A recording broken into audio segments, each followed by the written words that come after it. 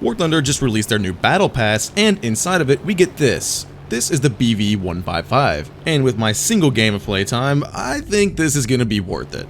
So what even is this Frankenstein looking plane? It looks like a BF-109 had a baby with a G-55, slapped all together with the wings of a Ta-152H, and then extended them by double. Everyone says this thing looks kinda ugly, but dude, I kinda dig it, not gonna lie. But I'm also the guy who likes the way SN95 Mustangs look, so I feel like most people think my tastes are probably trash anyway. But hey, that doesn't really matter, let's talk about this thing.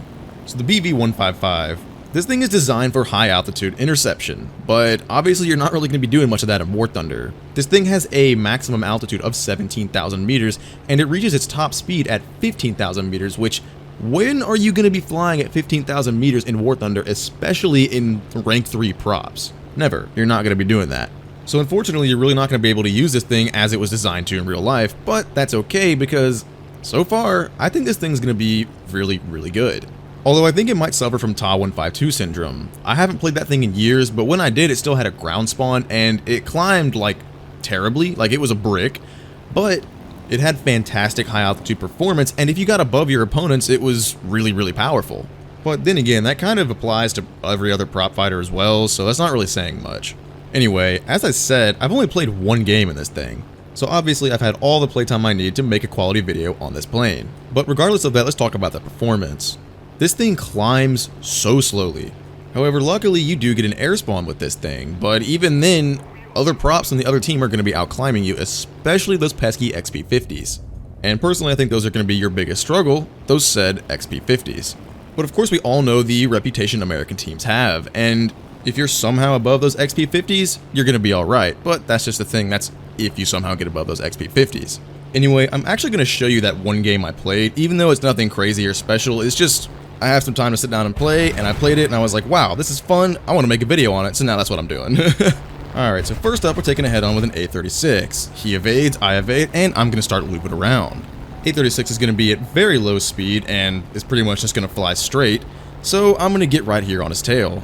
Taking some long-range shots, but I forgot to aim these guns, but that's no problem, because I'm going to get a little closer and take him out. And then right above me, a P-51 lines up in my guns, but I completely whip the shots, of course. But I'm just going to flip around right onto his tail and take some more shots off, and that's another kill. So with this game, like I said, this is my first one, and I was kind of just sending it, which has pretty much been my strategy for a while when I start playing a new plane. I feel it helps you get a feel for it a little better sometimes. Anyway, after those two kills, we got a Corsair basically not noticing I'm even around, so that's going to be a third kill, which is nice.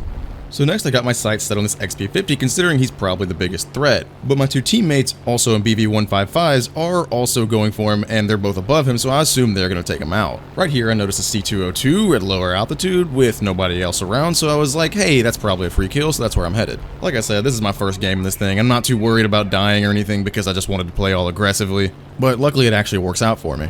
So coming in on this C202, he's going to fly straight for me, which is awesome because my aim is terrible now. And even then I still spray a bit because I couldn't hit the shots. And as he's on fire, a P-51C comes in behind me. I thought he was actually my teammate shooting at the C202 that's on fire, but then I realized it's not a teammate and I actually got to deal with this guy. And at this point right here, he's at a much higher energy state than I, so I'm just going to get out of the way. And exactly right here is where I realized this thing actually turns really well at low speeds. I don't turn quite fast enough to get an easy shot off on him, but I do get some shots in enough to scare him into thinking I'm actually going to hit him, which I can't because, like I said, my aim is trash right now.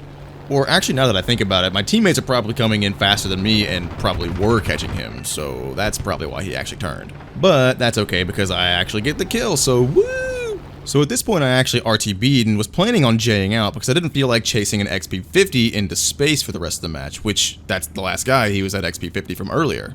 But while I was on the runway, I was like, I kinda wanna get a 6th kill, so that's what I tried to do. So as I get back up in the air and halfway across the map, my teammate actually chases the XP50 back to his base. Teammate subsequently gets shot down by base AA, but at this point I'm actually much higher than the XP50. I thought he was going to RTB, but he was smoking, one of his engines was smoking, so I'm assuming he didn't actually land. And I'm also assuming he was not aware of my presence until right about now. So he points his nose towards me, assuming he's going to try and head on, but I'm at a high enough altitude where I can just get above him and loop around and get right on his tail. But even at this point right now, I'm not sure if he noticed me because I'm going to be able to swoop down and kill him no problem. It doesn't even look like he really tried to dodge, so he may not even notice me, or he just may have wanted to die. I don't know, but so far this has left a very good first impression on me. I'm very much looking forward to playing this a lot more to try and determine whether or not this thing's actually going to be a viable plane in the current meta of rank 3. That is, if there really even is a meta at rank 3. Meta. I'm saying, every time I say meta, I do air quotes. I think I do that with a lot of words, in relation to War Thunder at least. I feel like words like meta have such a, broad definition that kind of can be molded to just about anything. Or well, according to the DuckDuckGo definition, it says, making or showing awareness of reference to oneself or the activity that is taking place, especially in an ironic or comic way. I think that validates my air quotes, so yay. Okay, so first impressions of the BV-155. This is definitely an interesting addition to this battle rating of planes. I have a feeling it's going to be colossally shat on by XP50s if the XP50s know what they're doing at all. Otherwise, with the air spawn, it seemed like I was above just about that entire enemy team. However, they may not have climbed to their full potential, or in fact they probably didn't, so I may have just gotten lucky that game. But of course, I guess we'll see the more I play this thing. Anyway, that's all I've got for you today. I hope you enjoyed this video that I threw together very quickly. Like the video if you liked it, subscribe if you want to see more, and on that, I will see you guys next time. Peace.